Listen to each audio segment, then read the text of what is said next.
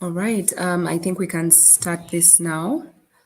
We'll wait for other people. Other people will join us as we go along. But greetings, everyone. Good afternoon. Thank you so much for joining us for the Rwanda PPP unit presentation. My name is Prima Atugonza, and I'll be your host today. I chair the Africa chapter of WAPP and also head the PPP and infrastructure team at the African Legal Support Facility. So, speaking about Rwanda today, Rwanda has truly proved itself as a favorable place for investment by the private sector on the African continent. Of course, this is shown by the numerous projects that are both under implementation but also in the pipeline. This morning, stroke afternoon, we have the Rwanda Development Board with us, and the RDB is the institution that is tasked with leading private sector growth in Rwanda. Our presenter today is Mr. Dennis Gatera, who heads the transactions team with the Rwanda Development Board.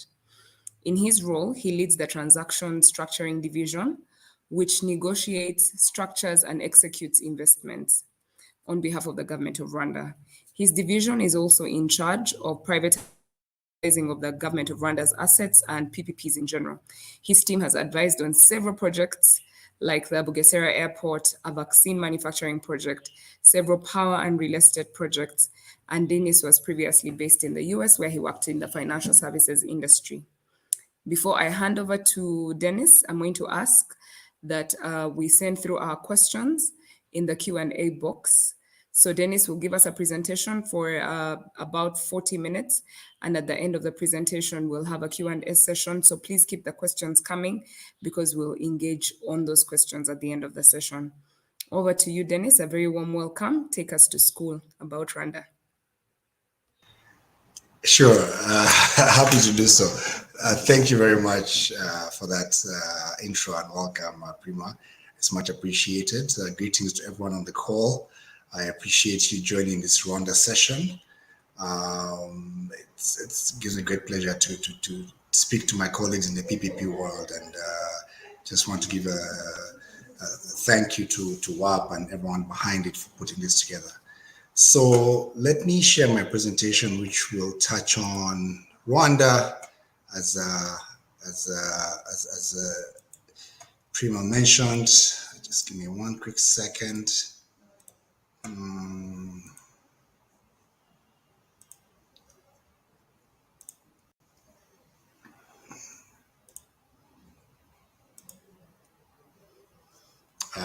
Can everyone see that? Prima, can you see the presentation? Yes. Okay, great. Thank you. So I'm happy to present the Rwanda opportunity and information on Rwanda PPPs. But before I get into that, I'll maybe start with a snapshot of Rwanda in general. So we're a little country in land, but we're a proud nation, and speak louder or punch higher than our size. We have a population of about a little under 13 million. We have 3 official languages, which is French, Kinyarwanda, and Swahili. We have a relatively stable currency, structure of our governments. We have a presidential, it's a presidential republic. We have a cabinet, and we also have a parliament that's bicameral, so just 2 sides. So it has a House and Senate, if I may say. Countries' ratings are B+, so pretty stable. Just to maybe walk into the path that Rwanda is on, we are the second fastest growing nation in Africa since 2007, at averaging about 7.5. Of course, as you can all imagine, the COVID years have been rough for all of us. They took us down from that peg, and actually, I think we had a negative number there, but we are fast rising back to the pace we were on. The country is the 6th safest in the world as far as solo travel. So that's one of my personal favorite stats here. There's traveling the world in groups, but I think solo traveling and the peace and security that comes with that, it may be something that Rwanda prides itself on. So for travelers in general and solo travelers, Rwanda speaks to you.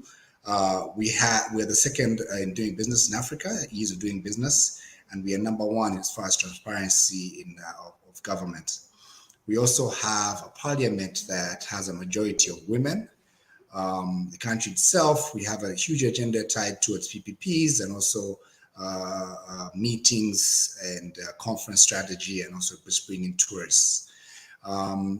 As far as IT readiness, we're fast in network readiness, fifth in Africa, and we have a 95% LTE coverage, especially countrywide. We have also gone ahead and created what would be an enabling environment. So it's ease of doing business, but also not just signing up and making that your business start. It's also the second as far as incentives in place, the business environment you're investing in, how you operate, getting licenses, working your way around, and working towards making your business successful. So the business regulatory environment is pretty open and pretty direct. So there's nothing that you'll miss as far as what is expected on the ground, the approval processes for permits. We also have incentives as far as preferential corporate income tax, accelerated depreciation. Those are in priority sectors, and also depending on the size of the investments.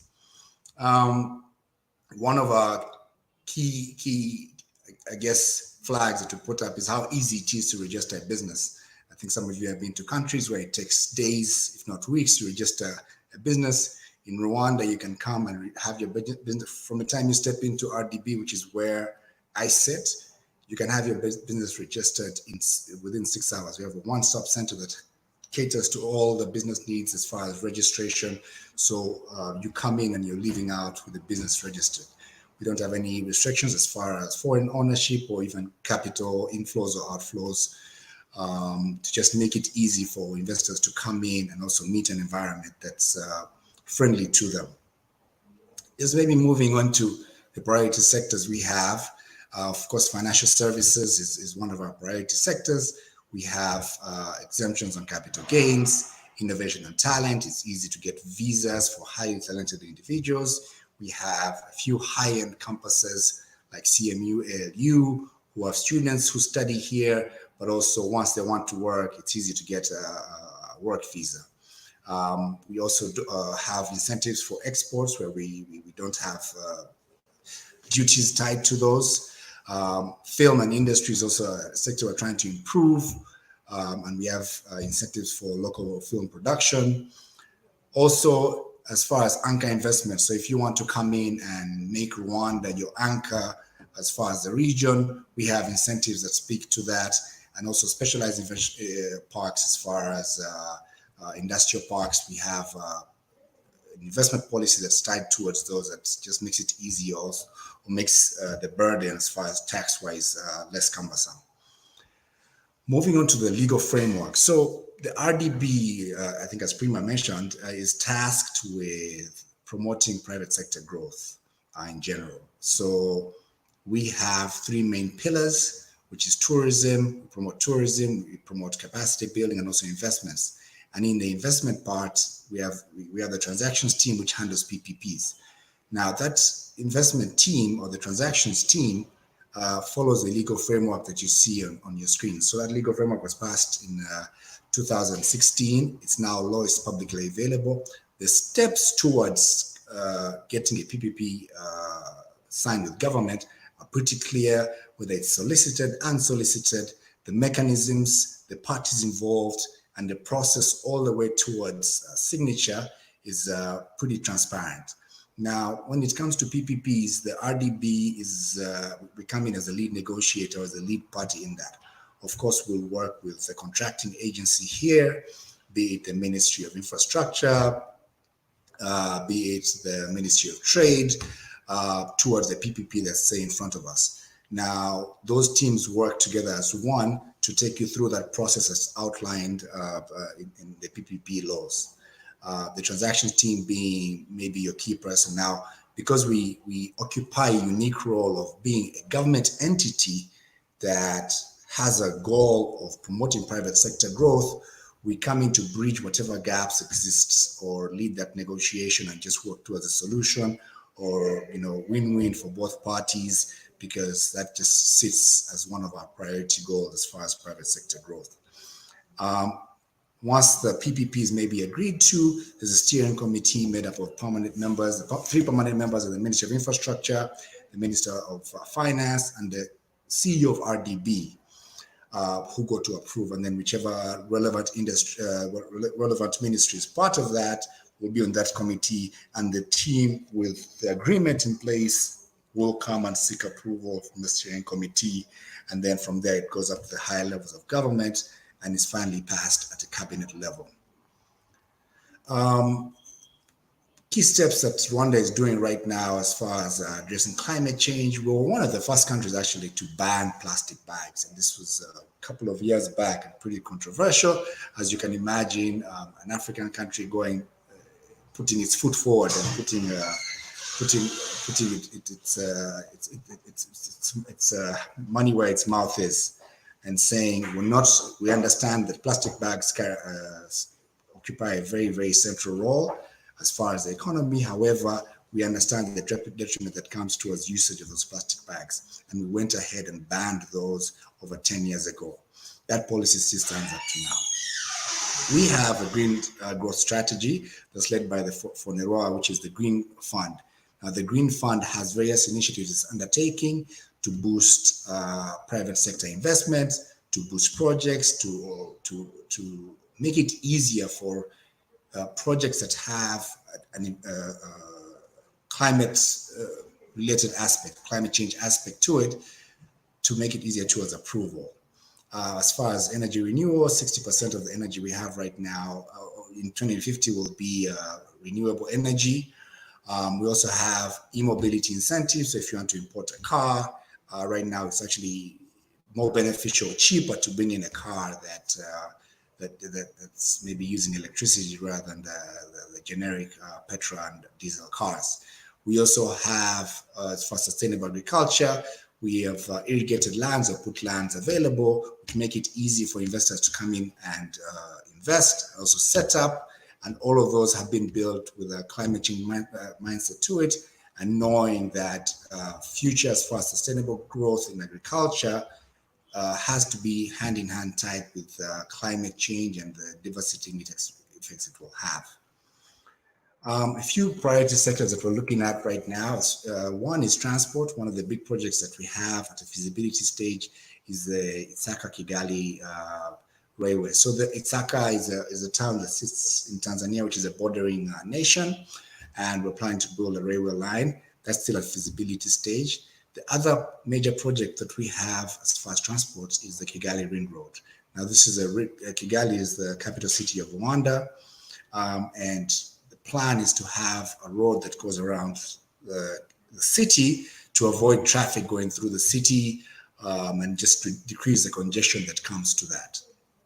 As far as agriculture, we built agro parks and just make it easy for investors to come in. The land is ready for farmers to come in, for investors to come in, and this is commercial land that's been irrigated. As far as energy, we have Lake Kivu, which sits on the eastern side of Rwanda. Now, a unique fact about Lake Kivu, it has compressed natural gas in it, and the country has made it a target to use that compressed natural gas, which is more economically friendly.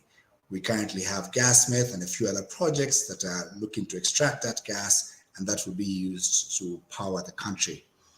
As far as tourism, we're expanding our national parks. We have luxury and golf courses available. We have natural hot springs that are available for development. Some of that information I'm happy to pass on as far as those unique opportunities. Social infrastructure, one of our key priorities that we're putting up right now is just building a sports hub. If some of you have heard of the Kigali Arena, which is one of the biggest basketball arenas in Africa, it's 10,000, it's an indoor arena. Recently had the Basketball Africa League here. That sits right next to the Amahoro Football Stadium, which is currently being upgraded to be a 60,000 seater world-class stadium. Also, there will be a Paralympic gymnasium that's being built. So sports is one of the sectors that we're putting up front. We're providing the necessary infrastructure, and we're also open to getting investors, if it's PPP or investors by themselves, to come in and offer proposals, have discussions with us, as far as how we could work together to improve that sector. As far as ICT, we have a smart transport system. This will have all the buses interconnected with the traffic lights and also the bus stages where people will be picked up, speaking as one. It'll also be connected to the traffic cameras that work towards speeding, just working towards ensuring safety. Actually, right now we're building traffic stands that will be powered by solar energy, but we'll also have Wi-Fi hotspots. So as someone is waiting for their bus, taxi, they can connect to their Wi-Fi, and also, they'll be able to see when the next bus is coming their way. And this is all integrated into one system where you'll have all that information available. We're working towards smart waste systems where it's easy to segregate, especially at the point when the people have it in their homes, just that separation, rather than doing it where, admittedly, we currently do it, it's at a later stage once it gets to the landfill or where that waste is dumped. So just providing systems, providing incentives is something the country is currently exploring. As far as a few recent PPPs, one of the biggest ones we have is the Bugesera Airport. Now here, this is a joint venture with the government of Rwanda and Qatar Airways. Project investment value is about 1.3 billion, and it will, once it's fully built, it'll be able to take traffic of about 7 million passengers. The other PPP that we have is the Kigali Bulk Water with Metito, project value about 70 million, providing 40,000 liters of water of clean for the residents. And this goes towards our goal of, the national sustainable targets, just having clean water for everyone, or access to clean water for the whole population. The other recent PPP that we had is Kivu Watt. I mentioned about the CNG that we currently have existing in Lake Kivu. This particular project aims to take advantage of that CNG available in Kivu, and that will be converted into, once it's extracted, it's converted to electricity and fed into the national grid. The new projects that we have in the pipeline that are currently under development, mentioned earlier, the Kigali Ring Road, which is about a 95-kilometer road that will go around the city. This still we'll finish a feasibility study, still under review right now. It'll be also a toll road that will be built. So this is a public-private partnership that we have currently. The other, where we're actually looking for investors, is the development of ferry services in Lake Kivu. So Lake Kivu has a huge number of people who live by its shores, who go across various cities, which are across the water, to do their daily trades, daily lives, and those go back and forth. Right now, there's maybe smaller boats that transport them back and forth. We're looking for a partner to come and work with government to set up ferry services to accommodate these people. Project size will be about 46 million. Feasibility studies available, and we're going to go out to tender on this project. The other big project that we have is the vaccine manufacturing plant. Now here, Rwanda is looking to be the first African country to manufacture vaccines. Here the partnership will be with BioNTech and IFC and a few other DFIs that are looking to come in. The initial stage will be a mRNA vaccine manufacturing plant. However, government intends to set up the infrastructure as far as incentives, land available to build that ecosystem. So we understand mRNA and its upside. However, other manufacturers who are looking to come in, the needs they have as far as the regulatory environment that they'll work in, and also capacity building, is something government is putting together right now to build an ecosystem geared towards manufacturing, where we'll have raw materials, we'll have the people that you need to set up, we'll have a regulatory environment or a framework that's understood and approved by the right institutions, and also the capacity, meaning just the human capacity, where you don't have to bring in people from outside, but there's local people available. Specific towards the vaccine manufacturing right now, the drug substance plant will cost about $40 to $60 million. Still putting together a business case for the fill and finish, which will be, once that plant is built, where you go. I think some of you have seen those vials, if you took the COVID vaccine, what they extracted it from, that's the fill and finish. And we also have training institutions that we're planning to set up to be able to work at these plants and to supply this ecosystem that we're looking to set up.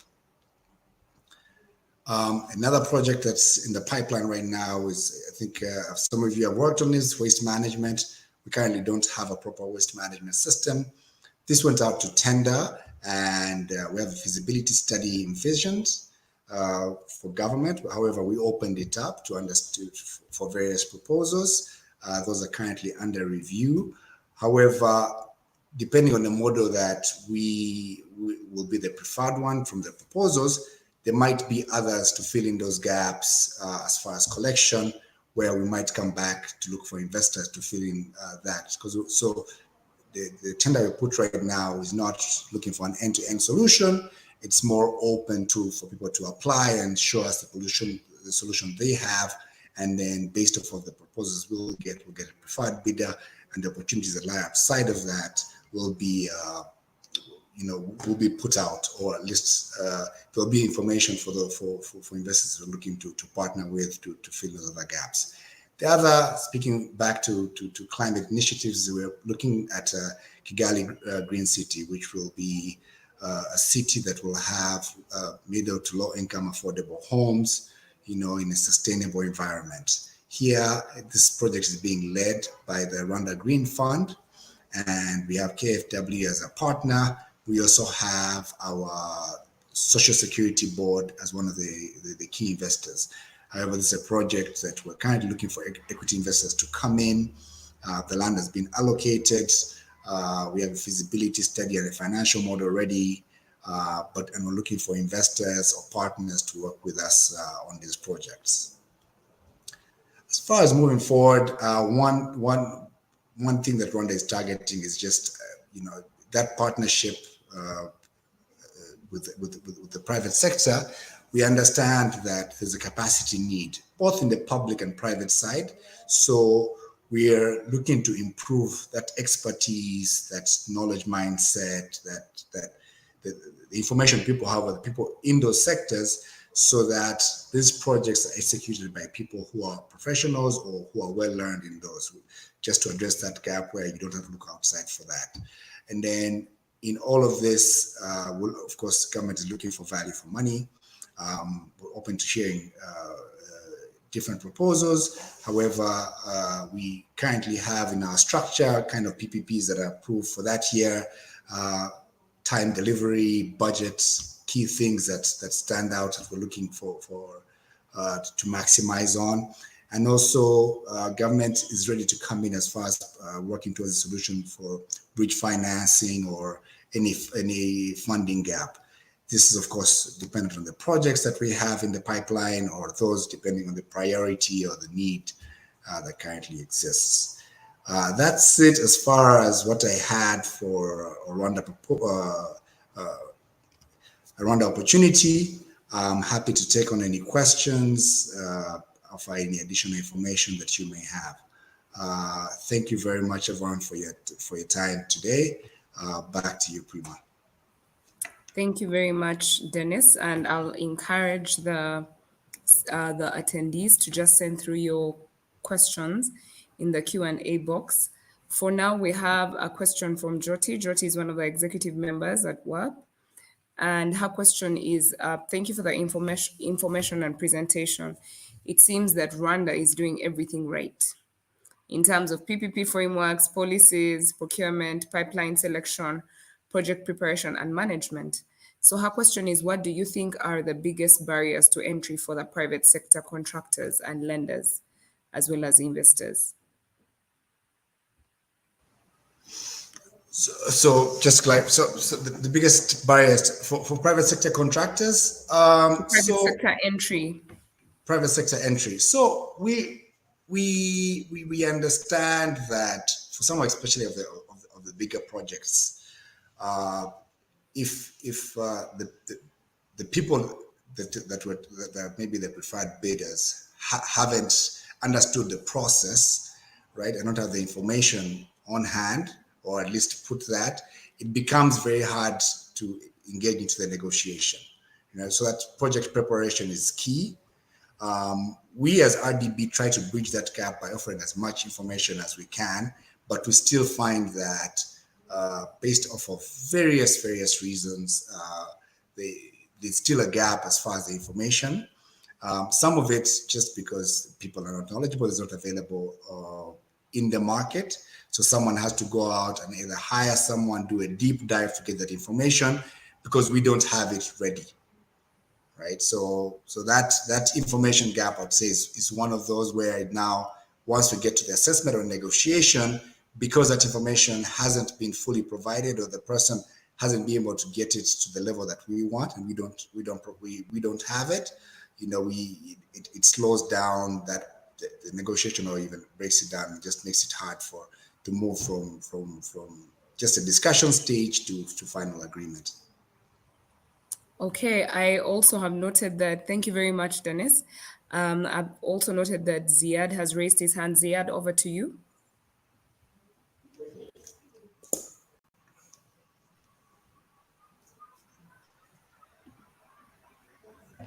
Hi, Dennis. Really fantastic to have you with us. And thank you very much for accepting our invitation to present what Rwanda is doing. It is really very impressive. I mean, very impressive track record that you have, very impressive program that you have. Really wanted to congratulate you on that. I have two questions. The first question is, who are the investors that you are seeing? Who are the investors that are coming to either visit you, or that talk to you, or that have expressed interest in your projects?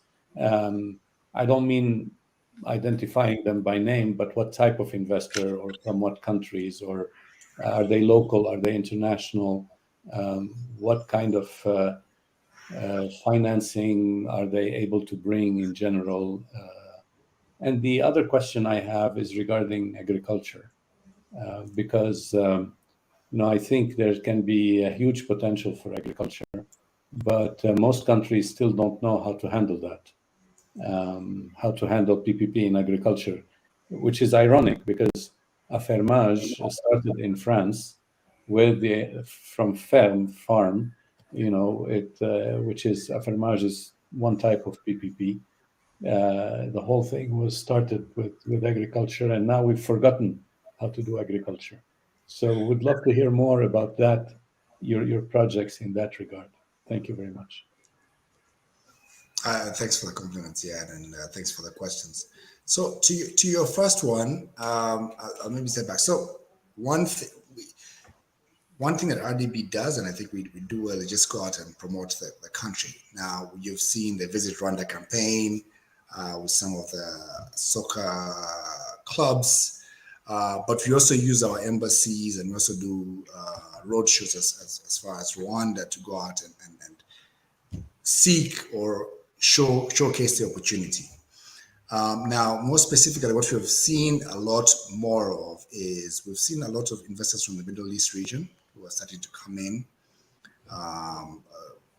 Of course, now the partnership with Qatar says a lot, but also people from Dubai are coming in, and we've started having discussions around that now. Some of these people, for various reasons, they're diversifying their portfolio, new market. You have a lot of those discussions starting. The other, of course, would be our friends from Asia. So we have investors from China and Singapore who are also, some have invested, others looking to expand.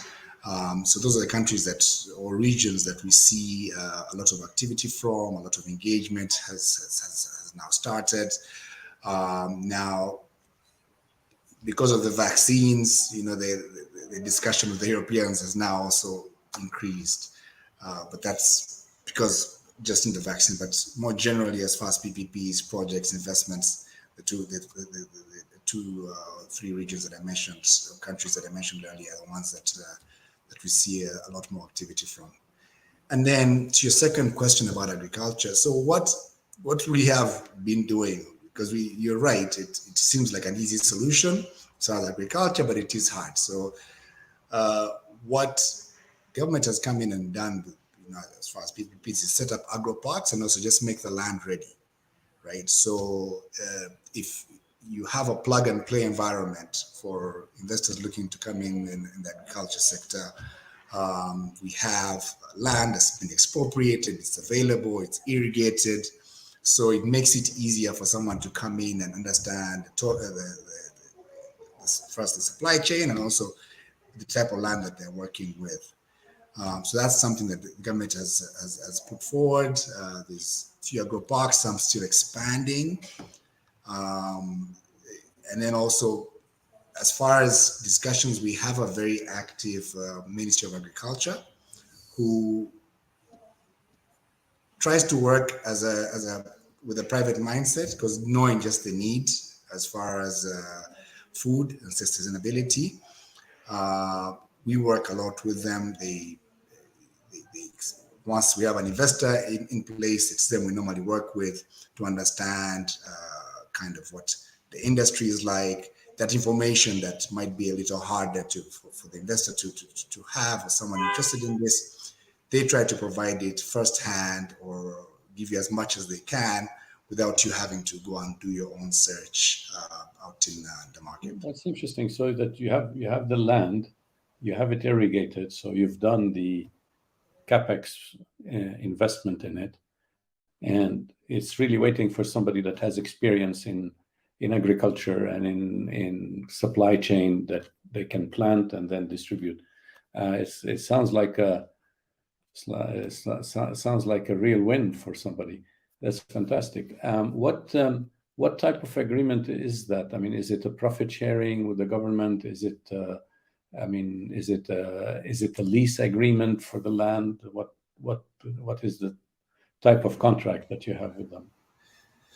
So it's more of the second. It's a lease agreement that we have with the land, but knowing, because in some of these governments looking at it from money in, money out. You're looking at growing the sector, so there's also subsidies involved in there that government has put in just to lower that threshold.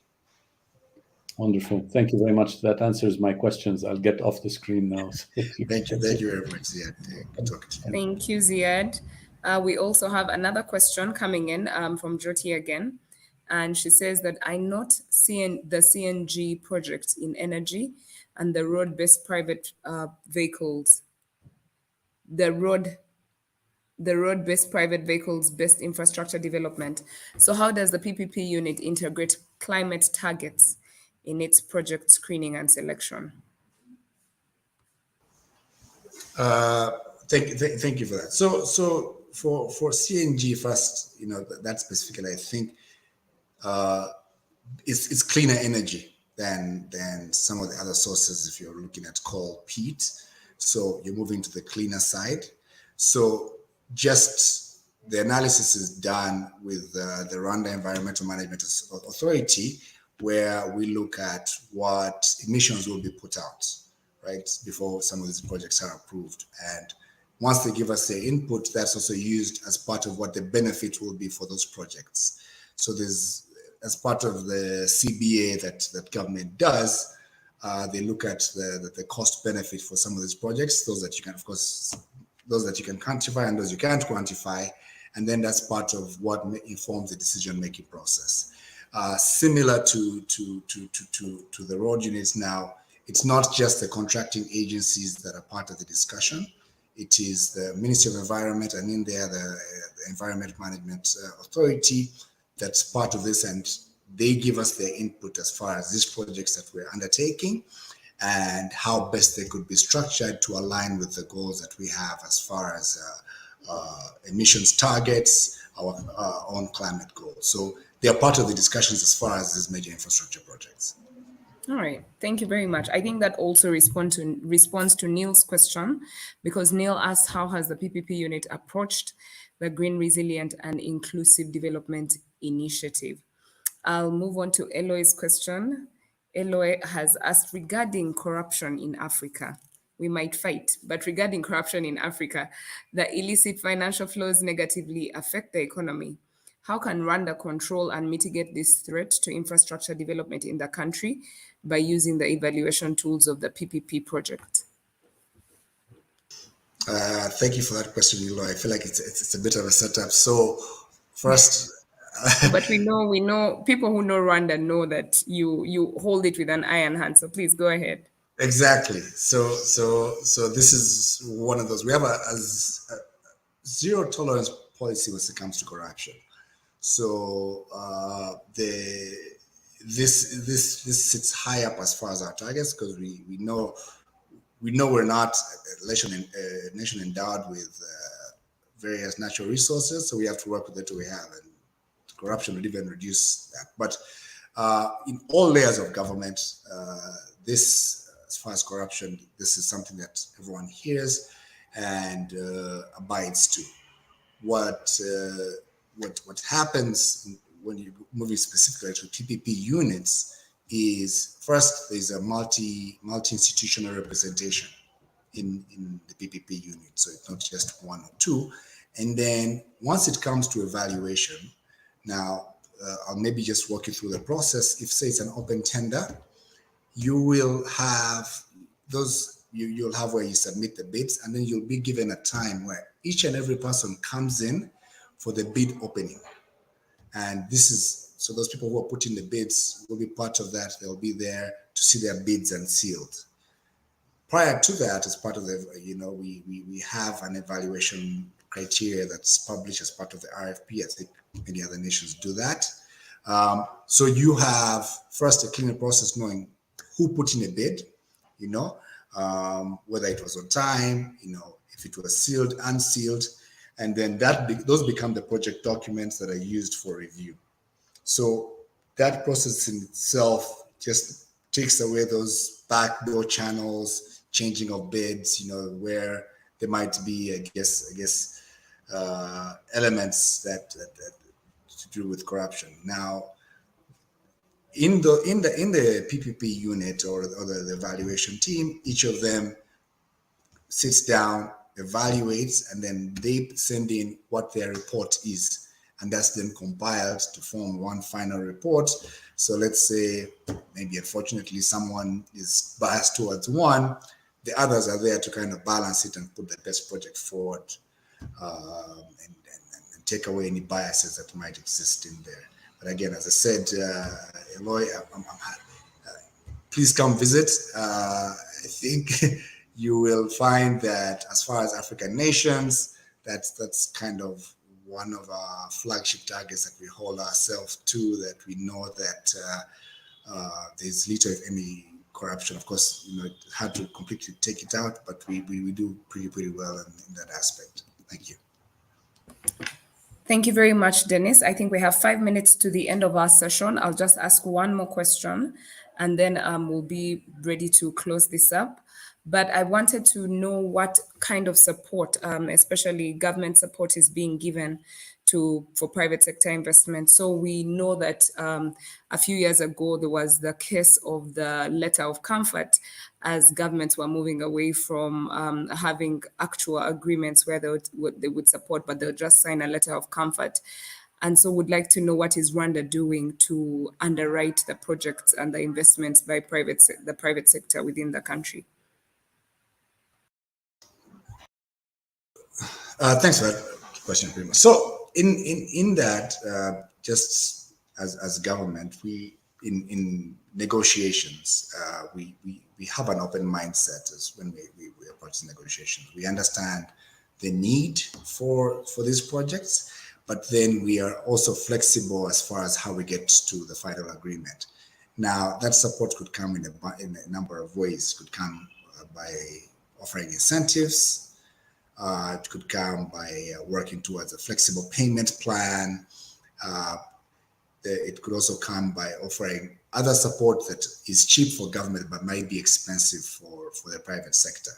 So we don't have a one size fits all, but once an investor comes in and explains their need or how best government could help them in a certain way as far as sector support or project support, we're open to hearing that discussion and working towards a solution.